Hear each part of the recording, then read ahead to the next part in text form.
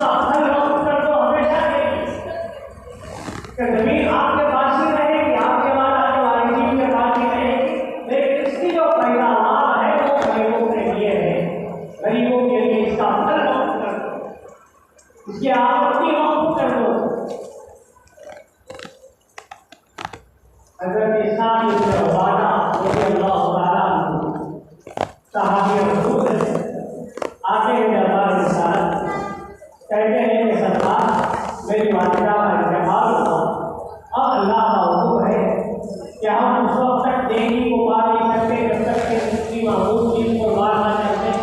अब मेरा इरादा है कि भाई कोई ऐसी चीज आप मुझे बताएं जो हमेशा मेरे वालिदा के लिए सवाब का जरिया बने,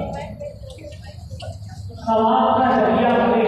और कब औलाद ऐसी होती है जो वालिदैन के चले जाने के बाद उनके आगे उनकी फिक्र करती है।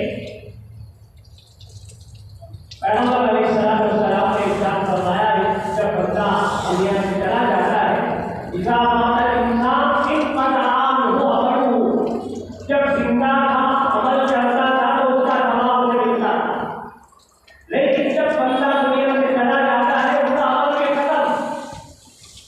पैगंबर अलैहिस्सलाम ने फरमाया कि तीन चीजें ऐसी हैं कि उसके मरने के बाद भी बराबर उसे सवाब मिलता है। इससे पहले जो मैंने इशारा किया था इस हदीस की तरफ, बुखारी ने इमाम मुस्लिम ने ये रिवायत किया है, हज़रत अबू हुरैरा रज़ियल्लाहु ताला अन्हु इस हदीस के रावी हैं। बयान फरमाते हैं कि पैगंबर अलैहिस्सलाम ने इरशाद फरमाया कि जब बंदा दुनिया से चला जाता है लेकिन उसका सवाब मुस्तक़िल बराबर जारी रहता है कि उस वक्त जब अल्लाह ताला ने उसे साहिब हैसियत बनाया था, किसी मस्जिद के लिए जमीन वक्फ कर देता है, मस्जिद बनाता है, अल्लाह ने साहिब हैसियत बनाया था, मस्जिद की तामीर करता है, जब तक वो दुनिया में रहता है मस्जिद में नमाज पढ़ने वालों का सवाब उसे मिलता है, और वो दुनिया से कब्र में चला जाता है, तो जब तक मस्जिद बाकी रहेगी और मस्जिद में नमाज पढ़ने वाले बाकी रहेंगे, बराबर उसका सवाब वो जमीन देने वाले को और मस्जिद बनाने वाले को बराबर मिलता है। सदक़तुन जारिया कहा पैगंबर अलैहिस्सलाम। इसलिए अल्लाह ताला ने अगर साहिब हैसियत बनाया है आपको तो बहुत इस मामले में हम लोगों को तवज्जो करनी चाहिए। अल्लाह ने साहिब हैसियत बनाया है और रात के लिए छोड़ कर जाना बड़ी अच्छी चीज है, उनको फकीर बनाकर जाने से बेहतर उनको साहिब हैसियत बनाना अच्छी चीज है, लेकिन जनाब वाला अपनी मौत की तैयारी की तो करना है, अपने लिए तो फिक्र करना है। अल्लाह ने साहिब हैसियत बनाया है तो अपनी तरफ से बनाओ अल्लाह के घर, अल्लाह के घरों की इमदाद करो जहाँ तक तुम कर सकते हो। कोई मस्जिद बनाओ, मदरसा बनाओ, यतीमखाना बनाओ, कुआं बनाओ, मुसाफिरखाना बनाओ, ऐसा दिखाए आम के लिए काम करो कि तुम्हारे चले जाने के बाद ज़माने तक लोग उसे याद रखें और उससे फायदा होता है। मैंने कहा था कि गुज़िश्ता जुमा मैंने अर्ज़ किया था कि हारून रशीद की बीवी मलिका जुबैदा ने उस ज़माने में नहर खुदवाया था अपने यहाँ से लेकर मक्का मुकर्रमा तक। आज वो खंडर बन गई है, लेकिन आज जाने वाला हर हाथी जब उसे देखता है तो मलिका जुबैदा की याद आती है और उनके लिए दुआएं करता है कि कैसे खुशनसीब खातून थी जिसने हाजियों के लिए पीने के पानी के लिए इंतजाम किया था। ये सदका जारिया है, उनके बड़े हुए जमाना हो गया लेकिन तारीख में उन्हें याद रखा और क़यामत तक याद रखा जाएगा। तो इसलिए अल्लाह ताला ने साहिब हैसियत बनाया है, तो जो खा लिया वो अपना है, जो ले लिया वो अपना है, जो छोड़कर हम जा रहे हैं वो अपना नहीं है। वो वज़ाहिबुन व तारिकुहु लिन्नास, पैगंबर अलैहिस्सलाम ने फरमाया जनाब आप तशरीफ ले जाएंगे और आपका ये माल और आपकी ये दौलत की तरफ पड़ी रह जाएगी। हाँ, अगर औलाद साहिब हैसियत, साहिब ख्वाब है, साहिब दीन है, साहिब विरासत है, तो वो ये समझेगी कि मेरा बाप था, मेरी माँ थी, उनके मेरे एहसानात हैं। बहुत सारे लोग आज भी आते हैं हमारे पास, कहते हैं कि अगर हमने अपने बच्चे को हाफिज बनाना चाहा, आलिम बनाना चाहा, लेकिन जिंदगी जिंदगी में मौका नहीं मिल सका, हम मदरसे में किसी यतीम बच्चे को या किसी गरीब बच्चे को आप हाफिज़ कुरान बनाना चाहते हैं, आलिम दीन बनाना चाहते हैं, उसका जितना खर्च होगा हम अपनी तरफ से उसका बर्दाश्त करेंगे।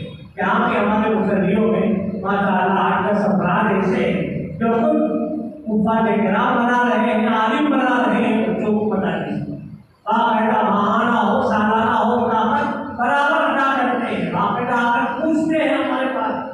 हम तो नहीं कर सके, लेकिन क्या इसकी वजह से हमारे वालिदैन को उसका सवाब मिलेगा? बिल्कुल मिलेगा। तो हज़रत अब्दुल्लाह बिन उमर रज़ियल्लाहु ताला अन्हु ने भी पूछा था, ये वालिदैन के इंसान का मुकम्मल बदला तो हम अदा नहीं कर सकते, कम से कम इतना तो कर सकते हैं, दुआ करें उनके लिए। और वलद सालिह यदऊला, पैगंबर अलैहिस्सलाम ने फरमाया, बाप मरते हुए, माँ मरते हुए नेक औलाद को छोड़कर जाती है तो वो बच्चा अपने हाथ उठाकर दुआ करता है अपने वालिदैन के लिए। और वलद सालिह यदऊला, क्या है अल्लाह मेरे बाप की मग़फ़िरत करना। तो अल्लाह के रसूल अलैहिस्सलाम ने फरमाया, ये भी सदक़ा जारिया है माँ बाप की, ये औलाद ना छोड़ कर जाए कि हमारे मरने के बाद हमारे पीछे हमारी औलाद हमारे लिए दुआ करने वाली बने। और फरमाया कि अल्लाह ने आपको साहिब इल्म बनाया था, या तो माल के जरिए से मसाजिद बनवाओ, मदारिस बनवाओ, वक़्फ़ करो ज़मीनें अल्लाह उसके रसूल के नाम पर, या नेक औलाद छोड़ कर जाओ। और फिर फरमाया आपको अगर अल्लाह ने साहिब इल्म बनाया है, आप आलिम है, हाफिज है, पढ़ाते हैं और वो दूसरों को पढ़ाते हैं, वो तीसरे को पढ़ाता है, वो चौथे को पढ़ाता है, पढ़ाने वाला दुनिया से चला जाता है, लेकिन इसका पहला पढ़ाया हुआ शागिर्द क़यामत तक आने वाले लोगों को जब पढ़ाता चला जाता है तो ये सदक़े जारिया बनता है। इसे भी अल्लाह के रसूल अलैहिस्सलाम ने फरमाया, और इल्म युंतफ़अ बिही, कि ऐसा इल्म जिसने सीखा सिखाया फिर वो आखिर तक चला जाता है, ये भी सदक़ा जारिया है।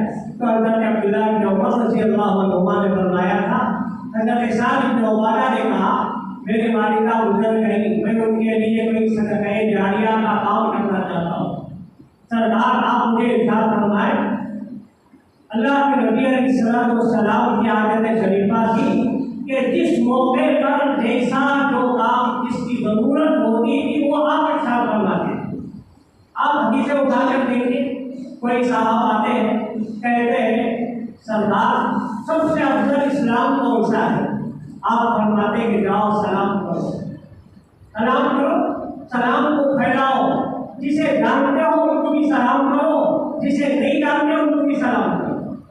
एक और साहब आते हैं, पैगंबर अलैहिस्सलाम देखते हैं कि अच्छा सवाल करने वाला ऐसा है, वो सवाल करता कि अफजल ईमान कौन सा है?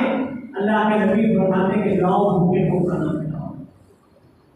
इनको सलाम के बारे में नहीं कहा, इनसे कहा कि आदमी खर्च करने के बारे में जरा पीछे है, शायद तो अल्लाह के रसूल अलैहिस्सलाम अब्बार फितरत थे, जानते थे फौरन आपने कहा कि जाओ जाकर गरीबों को खाना खिलाओ। खाना खिलाना ये बहुत बड़ी नेकी है। इस आम किसी को कहा कि आप सलाम, जाओ जाकर सलाम फैलाओ, किसी को कहा कि खाना खिलाओ। और कोई साहब आते हैं, उनसे फरमाया, जब वो पूछते हैं इस्लाम के बारे में, दीन के बारे में, तो कहा कि दीन पर इस्तेकामत इख्तियार करो, ये तुम्हारे लिए बेहतर है। तो जैसा जो जरूरत होती थी पैगंबर अलैहिस्सलाम इस तरीके से सहाबा को तालीम देते थे। हज़रत साद बिन उबादा से फरमाया कि जाओ जाकर कुआं खुदवाओ, उसके बाद इसका सवाब तुम्हारे वालिदा को मिलेगा। पानी पिलाओ लोगों को कुआं खुदाकर, उन्होंने ऐसा ही किया। अबू दाऊद शरीफ की रिवायत है। और अल्लाह के नबी अलैहिस्सलाम ने फरमाया कि जब तक इस कुएं से पानी निकाल कर लोग पीते रहेंगे, रिफाए आम को इसका फायदा मिलेगा, तो तुम्हारी वालिदा को इसका सवाब बराबर मिलता रहेगा।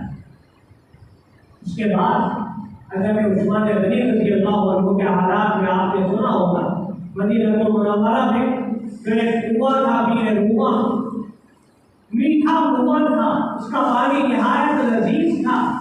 लेकिन कीमत पर यहूदी बेचते थे, पीछे पानी का कुआं था, बेचते थे, हज़रत सहाबा खरीदते थे। पैगंबर अलैहिस्सलाम ने तरगीब दी, कहा कि मैं ये चाहता हूँ कि कोई अल्लाह के लिए कुएं को खरीद कर मुसलमानों के लिए मुफ्त कर दे।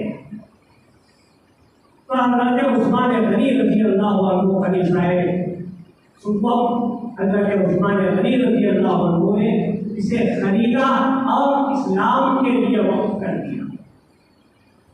इस तरीके के बेशुमार वाक़यात आपको मिलेंगे तारीख़ इस्लाम में। कुरान और हदीस का यह हुक्म है कि वक्फ का सवाब बराबर मिलता रहेगा वक्फ करने वाले को। तो इसका जवाब कई बातें मैंने इस सिलसिले में वक्फ के बारे में अर्ज़ की थी। अब आइए ये दो बातें ज़रूरी जो आजकल के हालात के मुताबिक है वो अर्ज़ कर तवज्जो से सुने। अब तक तो आपने सुना कुरान और हदीस के बारे में कि अल्लाह और उसके रसूल का क्या कानून है वक्फ के बारे में। अब अगर तारीख का आप मुताला करते हैं तो मालूम होगा कि हिंदुस्तान में वक्फ का निज़ाम सबसे वजूद में आया। जो मुगलिया सल्तनत का जो हुकूमत था, तकरीबन 1000 साल तक मुसलमानों ने हिंदुस्तान पर हुकूमत की है। फ़िरोज़ शाह तुगलक का दौर था हिंदुस्तान में। उस वक्त उसके दौर हुकूमत से वक्फ का निज़ाम जारी हुआ और फ़िरोज़ शाह तुगलक के दौर में। उसके बाद बादशाह शेर शाह सूरी भी आया। हज़रत औरंगज़ेब आलमगीर रहमतुल्लाह अलैह आपकी भी हुकूमत थी, तो उनके दौर में और ज़्यादा मजबूत हुआ ये निज़ाम वक्फ का हिंदुस्तान में। और आप जानते हैं लंबी तारीख है जिसके लिए गलत दरदार है, बस मैं मिनटों में अर्ज करूँ। चलते चलते जब 1947 में हिंदुस्तान आज़ाद हुआ, हिंदुस्तान की आज़ादी से पहले भी ये वक्फ का निज़ाम चल रहा था। और जब अंग्रेजों ने हिंदुस्तान पर कब्जा किया 1947 में, उसके बाद